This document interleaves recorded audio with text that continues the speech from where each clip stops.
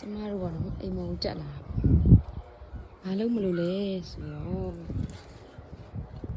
ဟိုးမလန့်နေတာကန်းကုန်တာလေးခုပါမယ်ရှင်တနဒ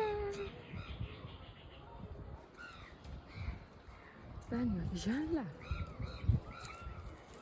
တနဒလာ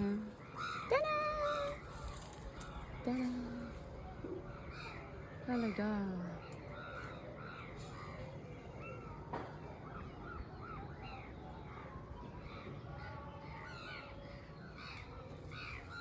ခုမှတော့တစုံတစ်ယောက်ပေါ့ဥမတို့ပြားလေး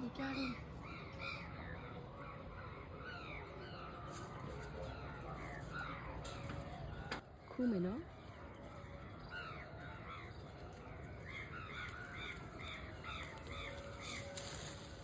ရှင်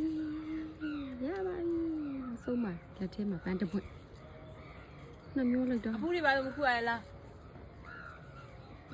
ခုမှတော့ပန်းနှစ်ပွင့်ရတာပါပြီ